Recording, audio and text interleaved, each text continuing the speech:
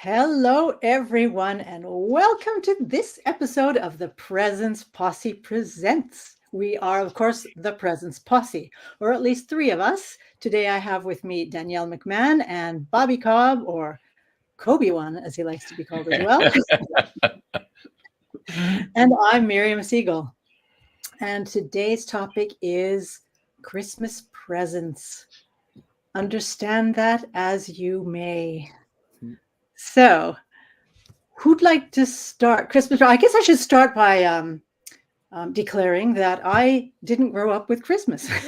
So Christmas is an adult celebration for me. I don't have a loud background and I don't have the traditions that a lot of people have in their Christmases. So my take on it is from that perspective. What about you guys? Danielle, you're on mute, so I guess I'll go. I'm excited about this topic. There's lots of different ways that we can think about Christmas presents, and obviously the gifts are what is shoved into our mind every time we turn on the television or the radio. We're getting bombarded with that stuff. But there's a couple of other aspects of Christmas presents that I'm very interested in exploring as the show unfolds. Danielle, how about you? I've heard a couple things this season that I really like.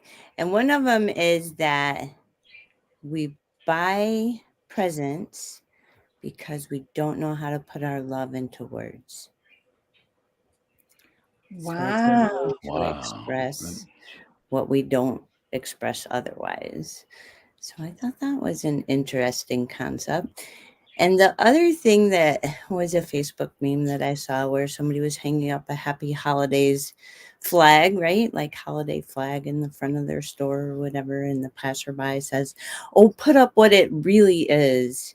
So he puts up a flag that says something to the effect of, "Turn your children into materialistic mongers," or something like that, right? Like, so that gave a whole different view to what presents do, the gifting sort of presents in the holiday season. That's an interesting take, yes. I actually think I like what you said about the not putting into words, or instead of putting into words. But I think that in many ways, if we're going to talk about presents, gifts, as opposed to presents being present, sometimes, like we talk about a picture being worth 1,000 words, and sometimes a present can be worth what we can't put into words, but we can show.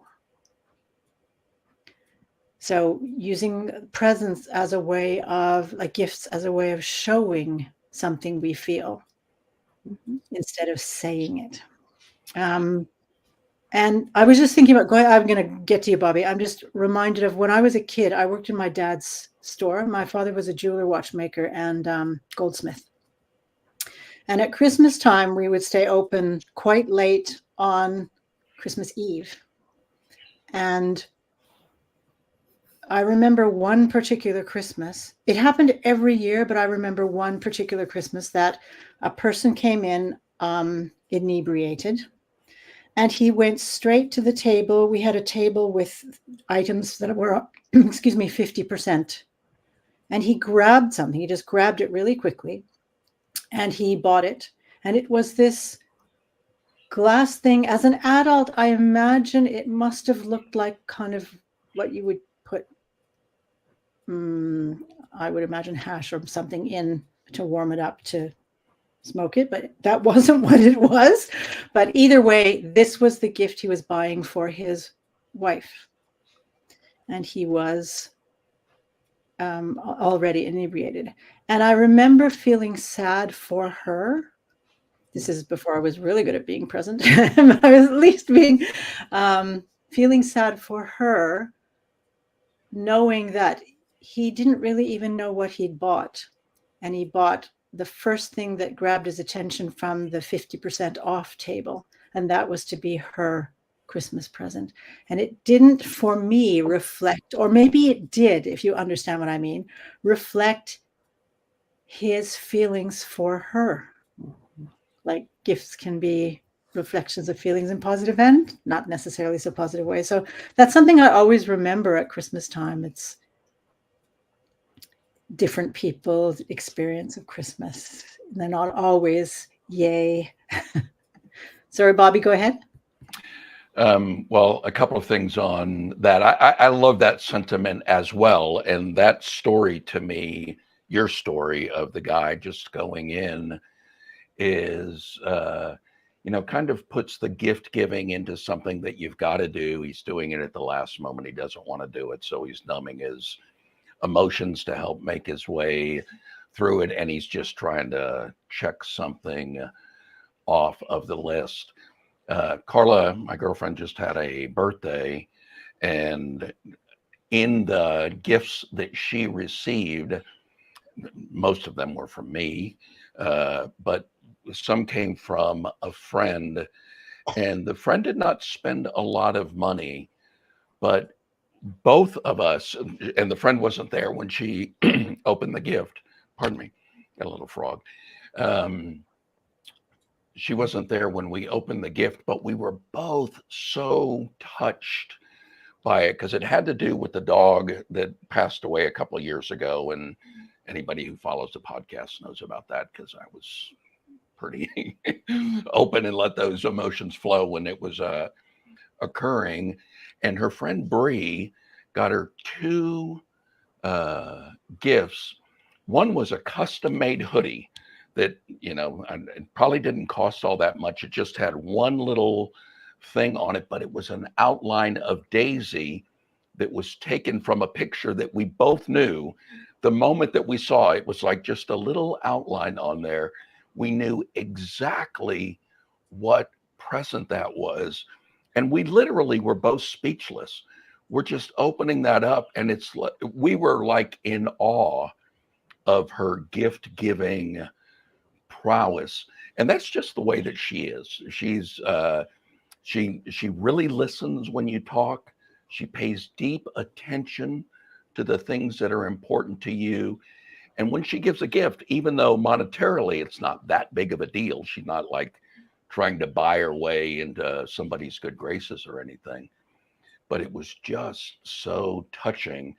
So I just think it's a good idea to, as you're going to give a gift, are you going in with the mentality of, let me do as little as I possibly can and still get credit for having given a good gift?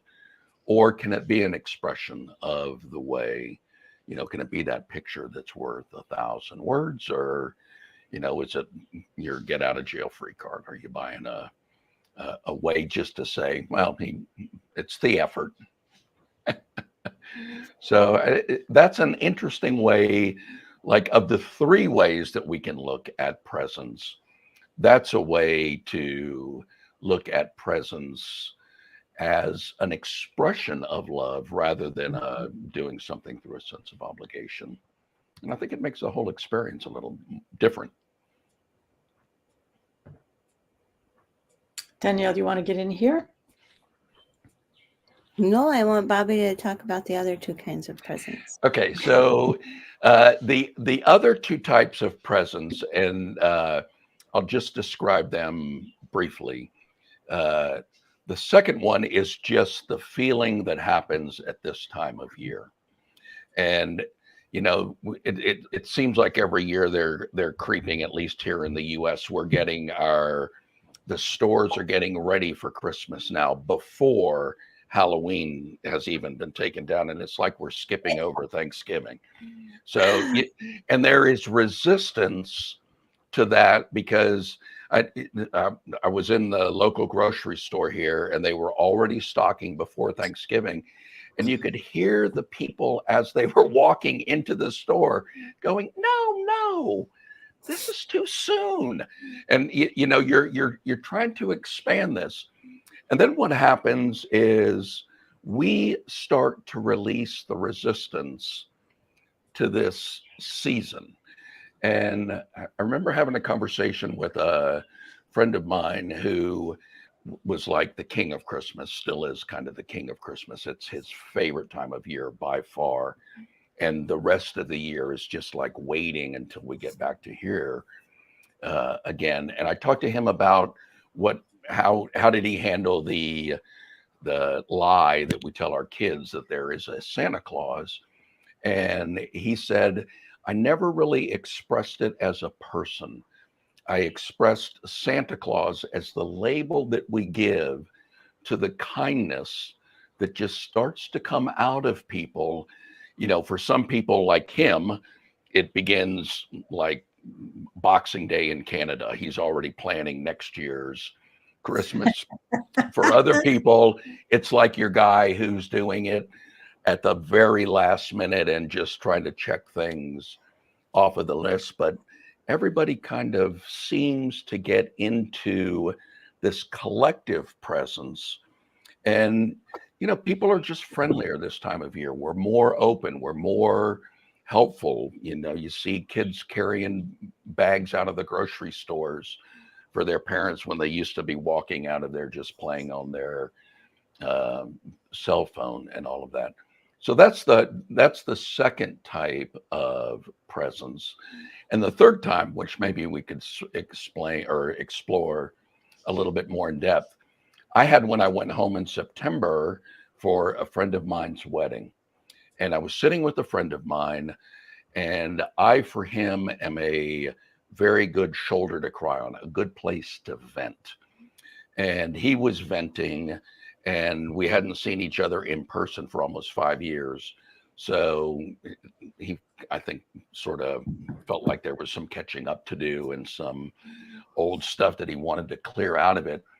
And after a while, more than a day of like in and out of doing this, I started to go, oh God, you know, this is feeling like work, and I don't want to do this. I'm on vacation, and you know, you're not respecting me. You're not interested.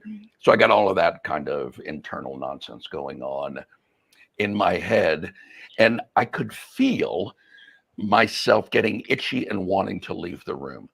And as I've said many times on this podcast, our feelings look and feel, seem like they are telling us about our circumstances. And that is certainly the way in that moment I was treating them. You know, I was like just creating the list. This isn't fair. I'm on vacation. This feels like work. I don't know what you're talking about anyway, which I don't. He's very technically savvy and I'm not. So for him, I'm just a good person to vent. He knows I'm not going to try to fix anything. And then the third type of presence came to me and tapped me on the shoulder. And I listened to that whisper of wisdom, and it asked, what's really going on here?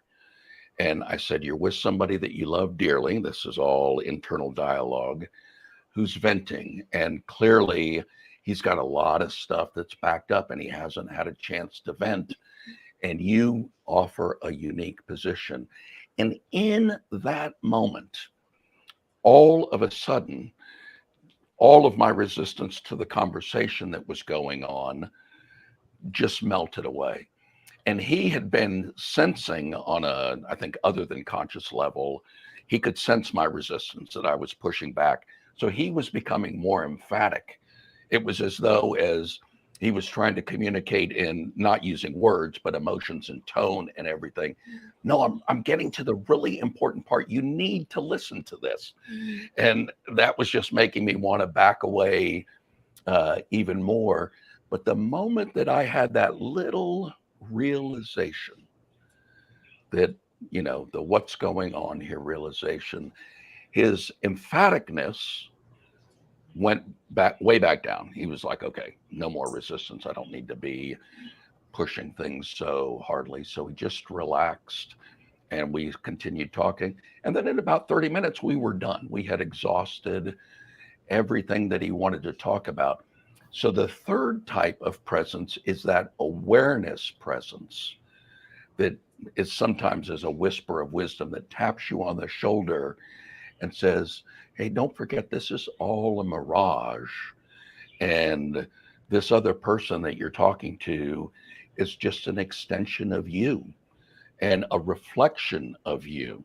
And he was a beautiful reflection of me, because as soon as I started to get resistance, he got more emphatic, and we were like doing this emotional tango with one another. But as soon as I had the awareness of that presence, the presence of awareness, everything changed. It was like the music stopped, and we kept dancing for a little while, but very quickly that particular party came to an end, and we went on to other stuff. So there's the gift that we give, there's the collective presence that we achieve, I think, by letting the resistance to it down and just like, everybody's in a good mood. Why don't I just go along with it? And there's the presence of awareness, which if we're doing the holiday type thing, if we're going to be meeting with family and friends, particularly anybody that's on this journey, I love keeping in contact with my friends and going back and visiting them, because they're the ones that see through any mask that I'm still wearing. And they're like, I know you, Bobby Cobb. You can't fool me. And it's just a wonderful check to kind of see where we are. It's like GPS for the pathless journey that we're all on. So those are the three that I see. Fantastic. Go ahead, Danielle. So I found another thing that I posted about the collective presence. Blessed is the season which engages the whole world in a conspiracy of love. Mm. And I had to post it. That's the truth, beautiful. Right? Yeah. When we get to actually participate in the conspiracy of love, what fun.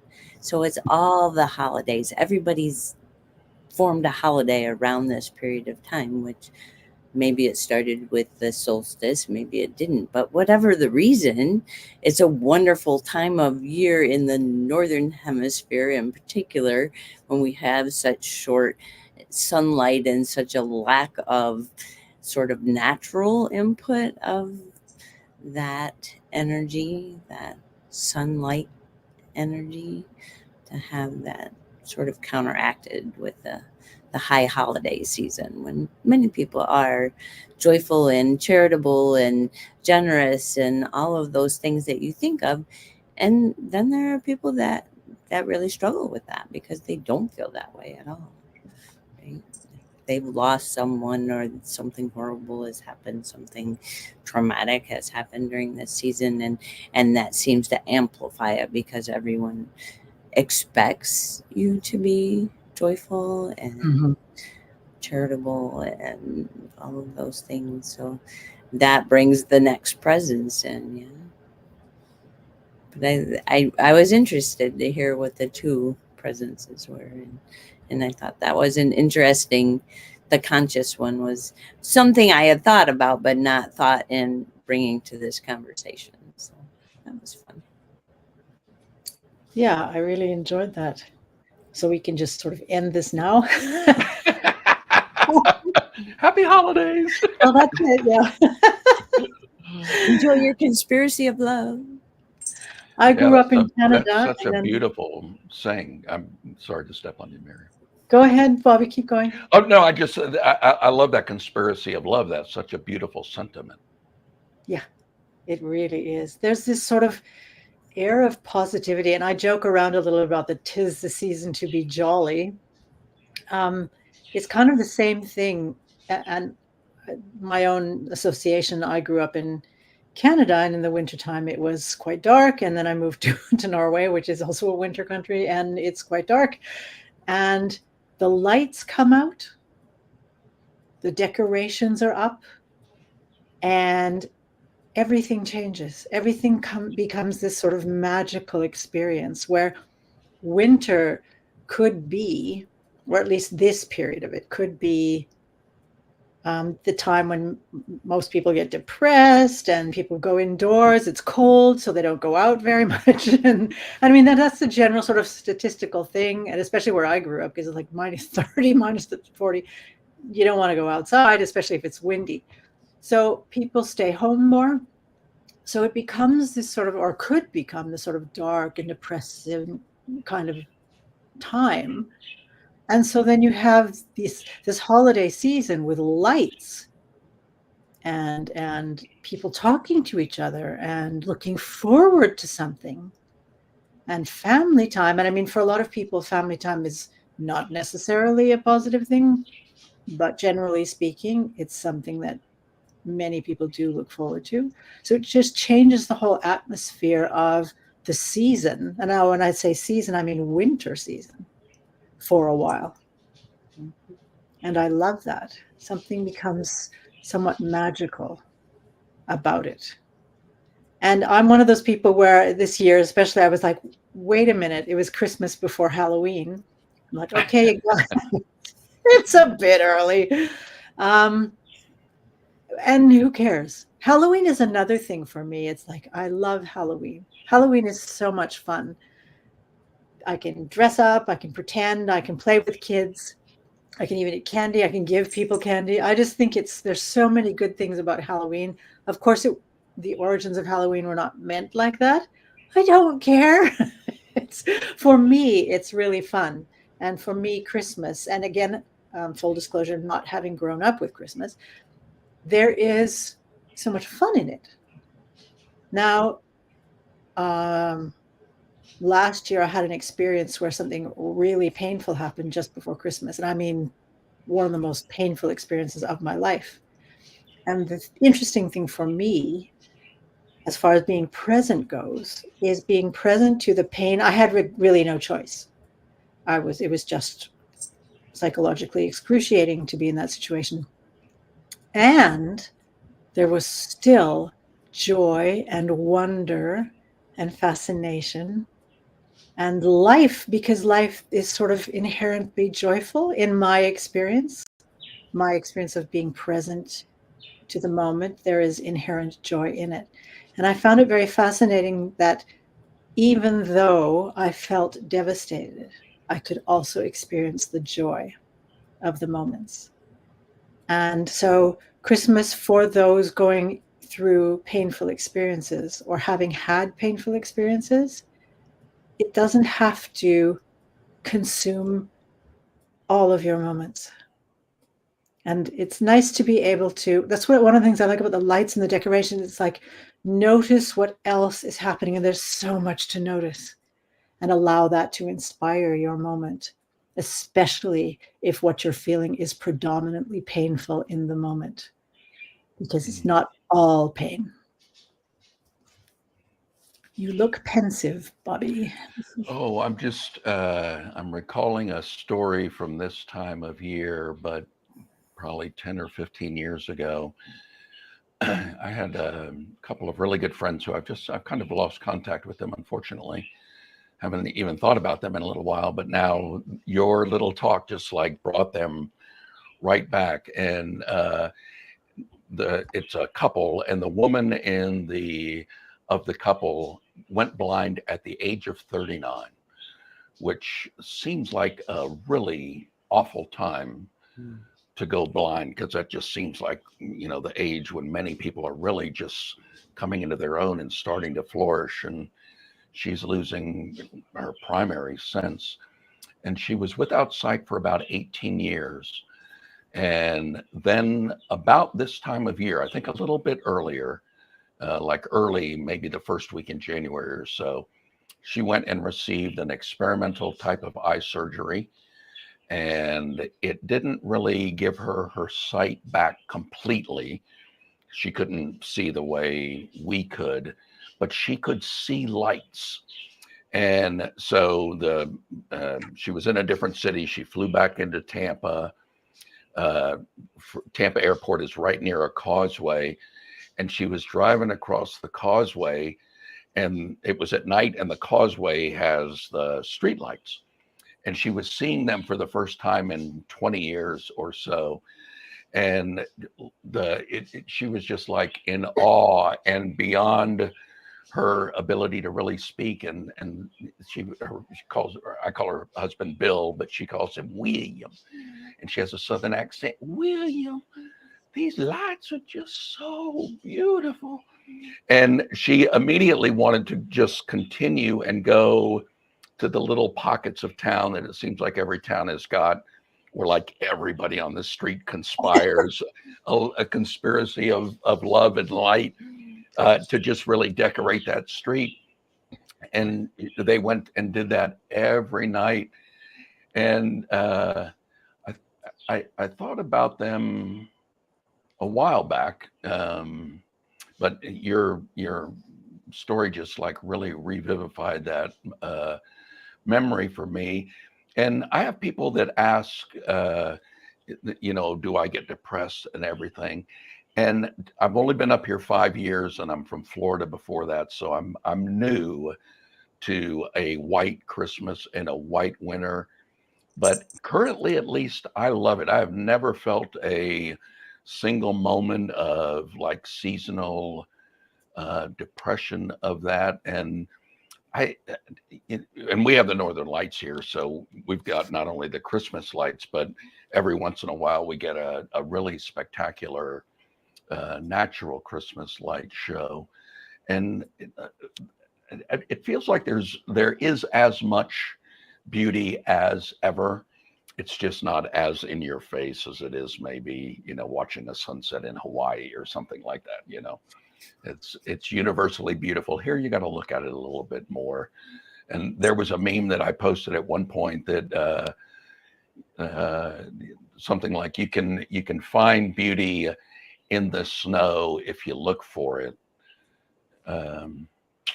There's a lot of snow, and I can't remember the meme, and you can find beauty in it. But whether you look for it or find it or not, there's still going to be a lot of snow.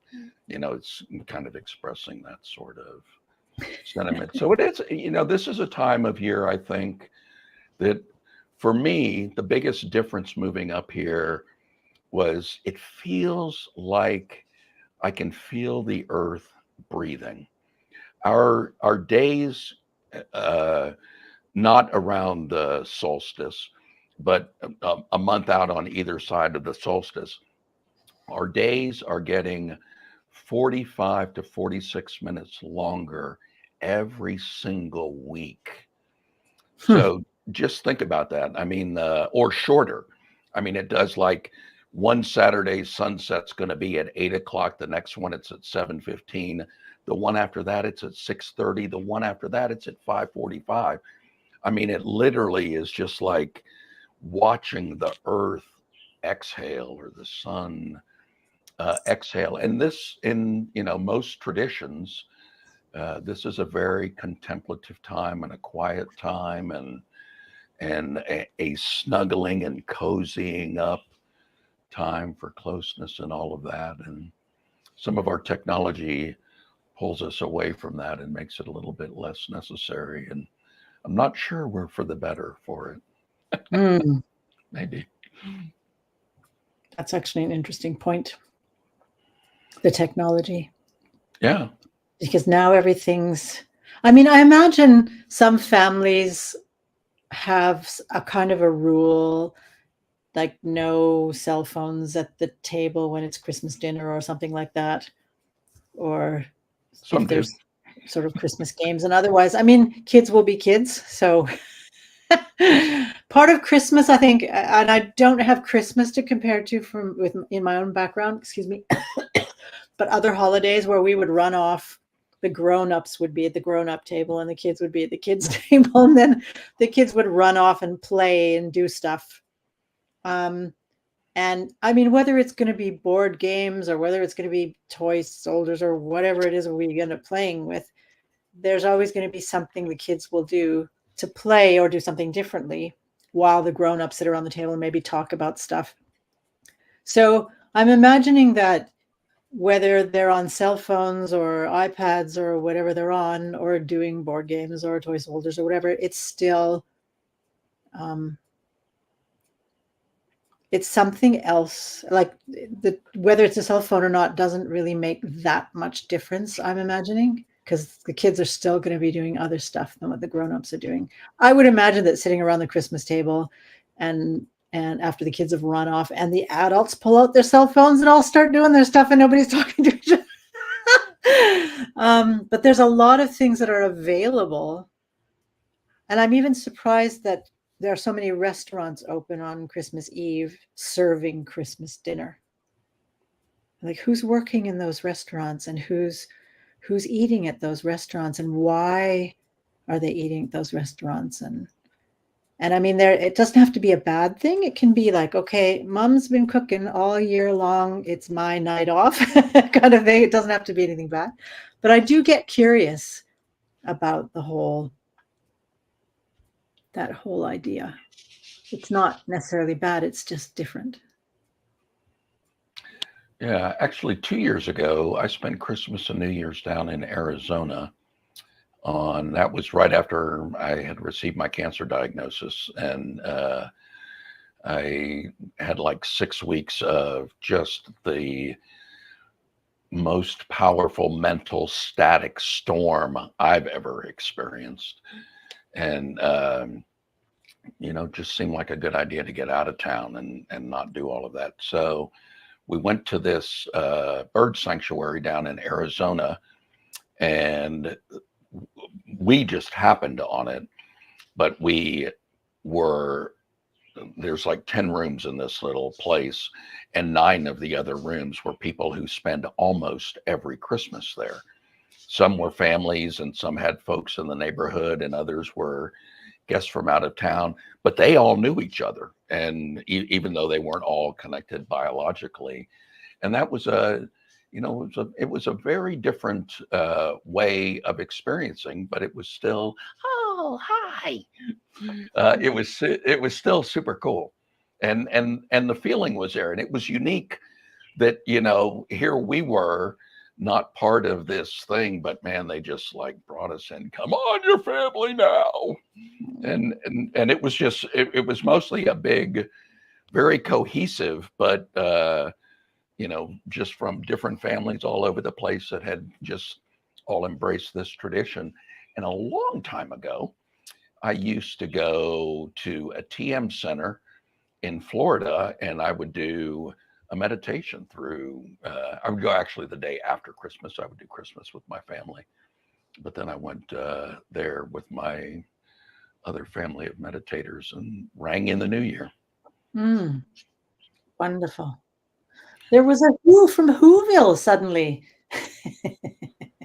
He evidently came to show me his snow boots, which he got at our family gathering yesterday, because Grandma does practical gifts. So he's very happy with them. They fit his toes. Yay! Very good. He was not happy when he opened them yesterday. He threw them on the ground because they're not a play toy. Right, exactly. But he's good with them today. So yay. Yay. I remember stuff like that, like getting practical presents, or even in our case, it was pretty normal to get religious gifts. So you'd get like books about religion, or you'd get some sort of token that was a religious token or something to declare your religion. And it never really, this is not a criticism of religion, and it's not a criticism of the gifts, and it's not a criticism of the people who gave those gifts, just so that that's clear. This is not criticism. My experience was, at the time, I didn't really understand the point of the gifts, and they didn't awaken any kind of pleasurable experience in me. Mm-hmm. And I remember later on going through some of the books that I got and some of the things, and understanding why more as I got older, why people gave me those gifts, that kind of gift. From their point of view, it was a good thing. But from a child's point of view, it made no sense whatsoever for them to give me this sort of book that really didn't mean anything to me, because there was no way I was going to understand it at that time, really, anyway. So it's interesting about how quickly he just grows into the boots. Yes. And, he's 2.5 almost. So last year, And certainly at his birthday that year, and maybe at Christmas too, he was just as interested in the wrapping and the boxes and the, right, as he was in the toys. So it's all relative from year to year. You don't know. And so I just give them things that they can enjoy for a longer period of time. We have stockings. We always have had stockings as part of our tradition. And the kids always got socks in their stockings. And as my children grew, and weren't getting stockings, they're like, now I don't get socks once a year. I don't know what to do. Buy my own socks. It's horrible. Well, and giving socks as a gift has gotten a lot better because they're really creative in the socks. Oh yeah. And when Casey was in her pony club, that's what it was called as an organization. It was all about the socks. They wore short boots and fancy mismatched socks. Ah, right. So it was Cool part bit. of the fun. That's fun. I remember one year, and again, this was a not my family because we didn't celebrate Christmas. So one Christmas I was celebrating with another family, and they were getting like brand new skis and all this kind of stuff. And I got several pairs of black ankle socks for my Christmas present. And I was just like, you guys trying to tell me something? And actually just sort of sliding into one of the things I'm doing this week. I've done it before. One of the things I'm doing this week is I'm running a course that I call Counter Disrespectful Comments Respectfully. And one of the things I haven't broached is a comment. We've been talking about gifts, like presents as gifts. Mm-hmm. And one of the things one can do with a gift is use it as a comment. I mean, generally speaking, when we buy someone a gift, hopefully it's from the heart, and not always, but as we've spoken about. But sometimes it can really be a statement. And it can be a very clear statement. I don't appreciate you, or I have to do this, don't really want to. We had, not my family, but another person's family member always gave a gift at Christmas, but the person didn't have very much money. And so the person gave something that, I mean, socks, for example, or something that was very, very inexpensive, like at the dollar store. And people would laugh about the gifts from that person every year. My take on it was, this person is actually giving you a gift. This person is taking the money and the time and finding something, thinking of you, finding something for you and sending it to you. And that whole part of it seemed to get lost in the value of the gift, or the kind of whatever gift it was from the dollar store. So going back to my original story, I remember receiving this gift of several pairs of black socks and feeling disrespected and devalued because everybody else got really expensive presents and presents that they wanted. And I get these. It's not that I didn't want the socks. It was just that it was such a contrast between the gifts that I got and the gifts that the others got. And I understood why. I just noticed putting it into sort of this package of, this is devaluing. This is kind of a statement about me and my place in this group, or how they see me. And that very well may have been the case.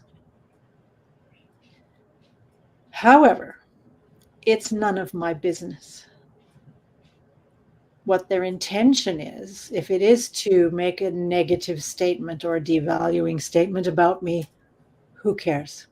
It's not my responsibility. My responsibility is, what do I do with that? What do I do with the situation? How do I take it, and how do I meet them? How do I communicate with them? It's not my place to be in somebody else's head. I can always check out, did you do this because, or I have the impression you've given me this because, for example, you don't value me as a person. And I mean, nothing could be farther from the truth, they may reply, right? But I don't know until I check. So there's always that opportunity to check with the person. What's this about? My impression is this. Either way, the responsibility is mine to stay present to what's going on with me and give space to not conclusion, to put it that way, to allow a situation to be what it is without assuming that it is something else. Like you talked earlier, Bobby, about feelings not necessarily being proof of the truth, or however you worded it. Neither are thoughts, neither are interpretations and assumptions and conclusions. And for me, it's not constructive to jump to a conclusion and then act on that. I conclude about the conclusion, and then I act on that because I could be wrong. So it's staying true to the openness of the moment, all of the possibilities that can be in that moment, owning my responsibility to come from here and not assume and then come from them. Because if I'm responding to something about them, then I'm coming from what I think is them anyway. Yeah. So I could receive the socks. And again, with that thought, they were black socks. I used black socks a lot. They bought me a gift. They included me in the celebration. They included me in the dinner. There were so many things that were positive about the experience. And then the rest of it was, well, I could have a conversation with them or not, but thank them for the gift because there was one. So it's what I make things into sometimes, and it's my choice what I make them into. Yeah. My responsibility as well. So I just wanted to bring that into the mixture since we're talking about presents and presents. And I like that a lot. As also when we have those feelings, to me, that's an invitation to go within again. You know, those feelings when our feelings are a little hurt, or we feel put off or whatever. It wouldn't take too much like logical analysis to say, well, they've invited me to their home. You know, they are good to me all year along.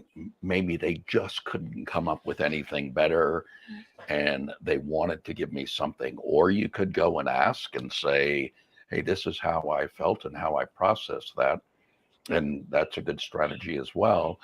Or the other thing that we could do is go inside, kind of like I did, you know, when I was talking to my friend, and we all get that tap on the shoulder. I had probably been getting that tap on the shoulder. This was into the second day. I'd probably been getting that tap on the shoulder for almost 24 hours. And in that moment, I just didn't have the ears to hear it until I did. And the way that we react to the gift can also be an invitation to say, all right, what's going on inside? And you know, your rule or your suggestion rather of just not taking it personally is, man, that gets rid of, you know, there's the four is it the four agreements that that book of Don Miguel Luis. Luis. I Don think Luis so. Miguel. Yeah. Be impeccable with your word. Don't take things personally.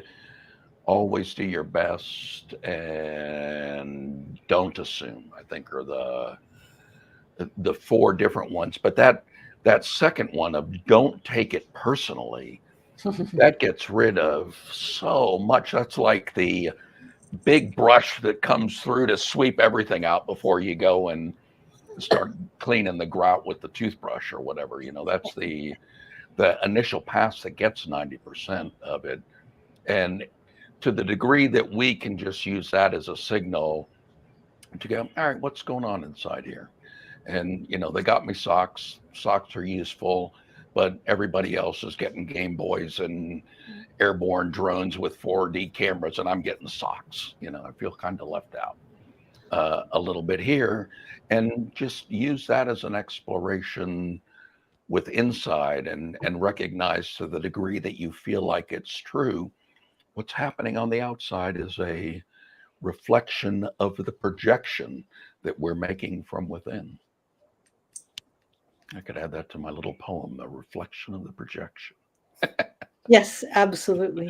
And I think it's interesting to think, like, a lot of you guys talk about ego. I tend to not use that word, but it doesn't really matter.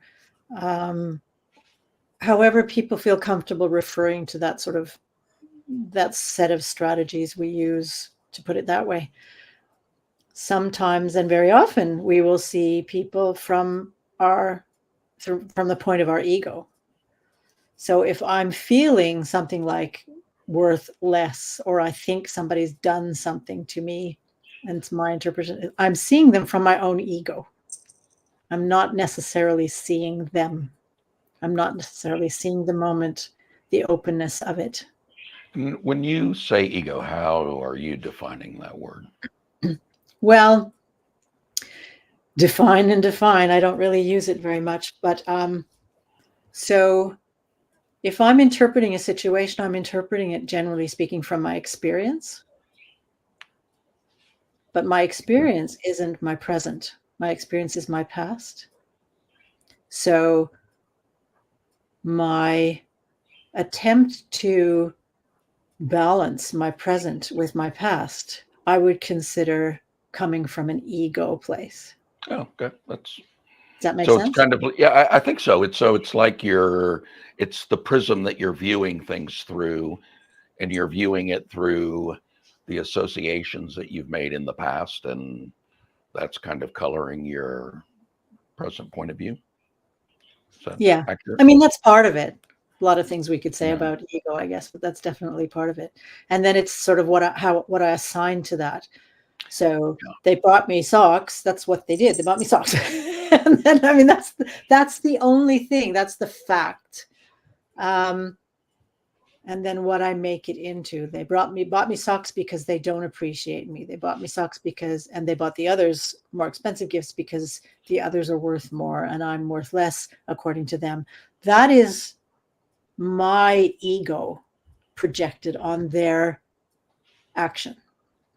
Right. And how in heaven's name could I possibly, and again, it might be that's the case, that they don't value me as much or whatever. That's their thing. It doesn't matter. Yeah. It doesn't matter. What's going on in their head doesn't matter. My thing was, I'm sitting here with socks. Oh, well, socks are very useful. Yeah. Would I've liked to have gotten, I don't know, something else more expensive or something? Yeah, maybe. But I didn't. And that's that. And I don't have to make it into anything. And if I am, again, I'm looking at them through my ego and not my present. Yeah. Because my present doesn't have that kind of assignment or interpretation. It just is, here are 9 pairs of black socks. Yeah. And that's exactly what I was saying, that it can be and should be. And when we are at our most divine, it is an invitation to look and see, wow, what's going on inside of me, because I'm participating in this beautiful thing, family getting together, sharing love, sharing gifts and everything, and I'm not feeling good. So it's not the circumstances. It's never the circumstances, as I've said many, many times. It's the rumble strips on the highway of life, letting you know that you're drifting out of your lane. And it's an invitation to go, oh, okay, I'm looking at the beautiful sunset off there in the distance, and I'm crashing into the guardrail. And so the rumble strips, are a visceral signal to say, pay attention, dude, you're lost in this beautiful image that you're looking at, and you're overanalyzing it, and you're not paying attention to what's happening right now. And it can be, not always, but I think when we're at our best, it is an invitation to go, what's really going on here? Is this what's really going on, or am I just merely projecting? Yep. I was just thinking about y'all who grew up with Christmas. And there's the dinners and the gifts under the tree, and I don't know, a whole sort of tradition connected to it, generally speaking. And then there's maybe, I don't know, maybe if it's not for you with you guys, but for other people, maybe the uncle that always gets drunk, or the aunt who ends up mouthing off, or somebody who's got slippery fingers, or to put it that way. And the girl in the family really doesn't want to sit beside that person or talk to that person at all, or whatever, where there actually is something that we would, generally speaking, see as inappropriate or uncomfortable, or might awaken resistance in us. There is, I'm imagining this, I don't want to call it a conflict exactly, but a challenge maybe is an okay way to put it, where you have to make a choice. If you're old enough to be able to make that choice, to choose between being part of that celebration or not. And if you choose to be part of the celebration, how you can best take care of yourself. Because it's one thing to go, okay, well, I'm not going to go into that person's head and assume that I know what they're thinking and what they feel about me and how they evaluate me and how value me or not. But it's something completely other to be in a situation where there is something that doesn't feel safe, or may not actually be safe, and what to do with that. So just to make it clear that we're not saying ignore all of your inner, because there's a thing about feeling, and then there's this kind of inner alarm system that's actually real, that's telling you something you need to pay attention to. We're not inviting you to ignore all of that. That's not what we're talking about. So for those of you that, and I don't know if any of that ever happened to you too, but this sort of situation where you show up for a family event like Christmas, and it's not lights and conspiracy of love and all of that. It's very uncomfortable at times, and how to deal with that, because covering it up because it is the season to be jolly is not necessarily the best solution either. Yeah. Either of you want to speak to that? Well, I can think of times that I had, when I was married, I had a brother-in-law that was not my favorite person on the planet, and he too was like a king of Christmas type of guy. And for a number of years, we all celebrated Christmas together. And there was a lot of time, never had any, there were times that I had to like really manage my state and hold my tongue. And there was a lot of resistance to what was going on. And I did think about the thought that, you know, I have the option of just saying, dude, you're being a total jerk. That was always an option, but I never did it just thinking, you know, if I'm bowing up against him and we start going at it, that's just going to be uncomfortable for the other 10 or 12 people who are around, and we're not setting a good example for the kids. And so we just kind of agreed to disagree. And yeah, I think one of the great things about Christmas is it is a wonderful laboratory for us to go find out what's still sticky, what's still prickly, where's the resistance in me. I mean, if you thought about it as a test just how present you are and how firm you are in your own grounding, there's probably not a better thing than getting together with 12 family members who all have very firm ideas of you based on a past version of yourself. And, you know, it's a wonderful playground, if nothing else. And it's so much more.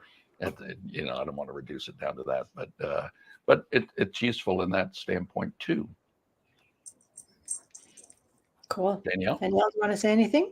So for me, I would say if that's the laboratory that we're playing in this holiday season, that my family's doing pretty good. We had a cookie get together, which was 2 of my children and their children, and one of the cookie doughs wasn't right. Plus, my mom and my sister chose not to come. So, we made 4 kinds of cookies. I had one of them done by the time people got there, and I didn't really fuss about them being late. I want them here to decorate the cookies, right? The ones that have the icing and the decorations on them. That's what I need child power for. and the ones that get rolled in powdered sugar twice. So I got through a couple of those, and we got to the ones that are supposed to be rolled and decorated. And instead of egg yolks, used egg whites, and so the batter was runny instead of being able to be rolled out.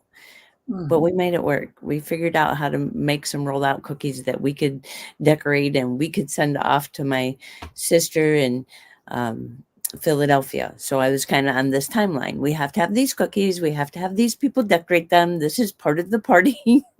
And we made it work. And my daughter, it was the one that had made that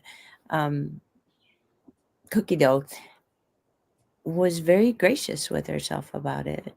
Like, my 2-year-old was running around like a crazy person. I'm not entirely surprised that I used the wrong part of the egg while I was trying to watch him and keep him safe and make the cookie dough and all this stuff. And once they were cooked, I gave a bite to my mom, who said, "Ick." And my daughter could have taken that so hard, and would have, just a few years ago. But this year she was able to go, whatever. Grandma's 88, right? Like, she can say what she wants to say. And she was just, I was really proud of her. I was really happy for her that it didn't ruin her day, that it didn't cause her a meltdown. It didn't tap into that not good enough. Like, she was good enough. It was okay. She made a mistake. So that was one thing. And then the next thing that, it was, right? Like, this is between my mom, my sister, and me. And my sister lives right down the street from my mom. I live 15 miles away. My sister is refusing to transport my mom, so I have to drive 15 miles in to pick her up and bring her out here because it's not safe for her. So I challenged it a couple of times, and then I accepted that it's not safe for her. And I want my mom here, so I'll go get her. And then my mom said something to me, and I said, "Look, I am done being in the middle of this. I'm done. You talk to my sister about this, and whatever you guys work out is fine. Just let me know if I need to come get you." So they talked that out, and she decided to get her. And so then she brought her, and she said, "If I bring her, somebody else can take her home." And I said, "Yes." And so as the day progressed, she, a couple of my kids were leaving, and my sister asked one of my children if they were going to take her. And he said no. And she said, "Well, how's she going to get home?" I said, "I'll take her." And my sister stayed and took her home. So this morning I was able to talk to them both, and they were fine, right? It was just fine. And they even laughed a little bit. And I was so pleased and grateful for my sister that. And I told her that, I was able to voice to her that was a challenge. I understand. And look, you did it. What courage. I'm so grateful that you were willing to be courageous and to be present, because that was some of my coaching, as I was speaking to her, because she's not asking for my help, and I'm not her coach, I'm her sister. But this is not the person that raised you. This is an 88-year-old woman, right? And that's who you need to see. She's not actually dangerous to you. Yeah. Because that's how she was viewing her. Like, she could really just smoosh her emotionally, right? Well, she could if you take it that way, but you don't have to. Right? You have the option to be present now and not present from when you were 3 or 5 or 12 or whatever happened, whenever it happened, 32. I don't know. Hmm. But it does take a lot of courage, right? To be willing to let that go and be vulnerable in the presence of someone who you feel like has betrayed you or been unkind to you or whatever the case may be, that to be present, like Bobby said, this is a really good playground for that, right? We all kind of get pulled back into, well, this happened, so it's going to happen again. Well, not necessarily. Yeah. Right? We don't have to play the same roles every year. And even the uncle that got drunk every year might get clean one year. Yeah. Yep. You know? And is everybody going to still put him in that pigeonhole? Because that's not going to help moving forward. But yeah, there's wonderful things about family gatherings because these people know you all your life. And there's challenging things because these people have known you all your life. Right? Yeah. Yeah. So, That was beautiful. Absolutely beautiful. Thank you very much for sharing that. It has me thinking, I mean, there are challenges as well, owning a situation where the uncle still does drink, for example, and or the whoever has slippery hands, her fingers, as to put it that way. What has me not speaking up? Because sometimes we keep quiet to keep the peace. And I mean, I'm not saying that's a bad thing. Sometimes it's like, okay, the entire family just decides that we're going to have a good time and we're going to make the best out of the situation humanly possible. But then there's the part where I can't say anything or I'll be the one who ruins Christmas, for example. And that's the other side of the courageous. It's like letting go of things that aren't the way they used to be and seeing people as they are now and not how they were. But it's also the other part of it, seeing them as they actually are right now and taking responsibility for my own experience of that. So if somebody is being appropriate or I experience them as appropriate a certain way, they're touching me inappropriately or whatever, that I need to look at what's going on with me. And if I'm not speaking up, what is having me make that choice to not speak up? What is having me make that choice to allow them to treat me like that?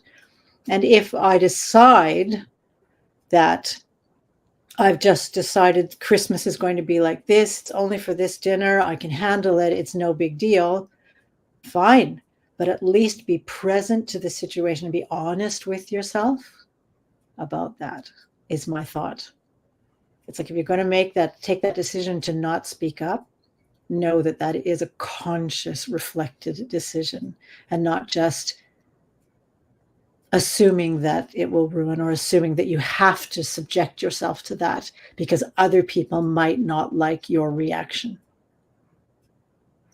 And the beauty is in situations with people who can actually deal with hearing things and talking about things. Like when you describe your family, Danielle, and the way it was dealt with, it's beautiful. It's like people were willing to take chances and talk to each other and didn't attack themselves or whatever, give space to all of that. That's fantastic. It's not always that case. And sometimes the fear that shows up in ourselves about not saying something, I don't want to dare because I'll upset so-and-so. In a way, we take away their opportunity to deal with something. We take away the chance they may have to learn how to handle hearing something that's uncomfortable and knowing that they actually can deal with it well. And so can you. So it's like learning to be able to understand it. Okay, if they freak out as well, I can deal with that. I can handle that because I'm strong enough. They're also strong enough to hear it. So not as an attack, but just as a declaration, this is not okay for me. Did that make sense at all? It totally makes sense. As I was listening to that, I was thinking about the story that I was telling about when I was biting my tongue.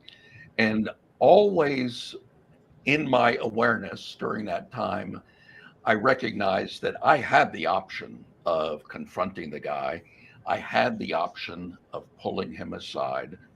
And I had the option, and more than just the three, I had the option of keeping quiet.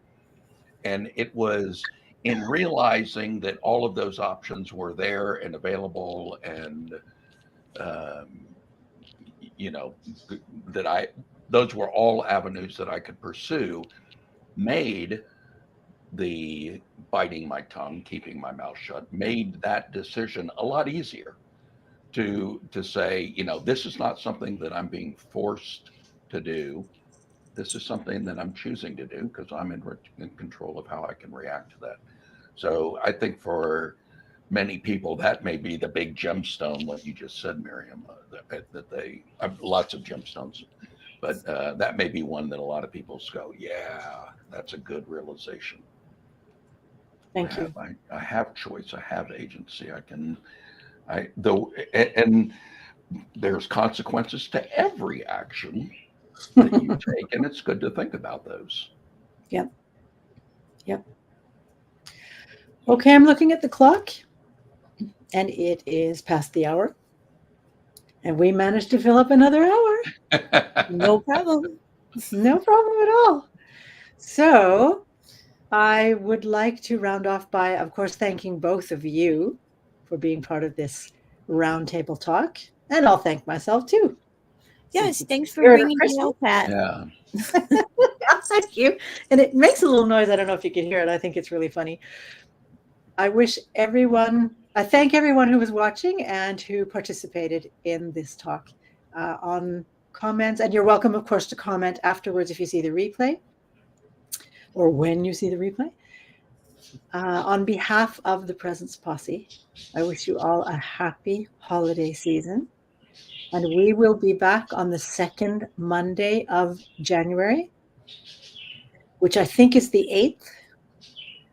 So yeah, probably is. That's right. Yeah, but follow in our free group anyway, because we'll put information in there. So thanks, everybody. Happy holidays. Take good care.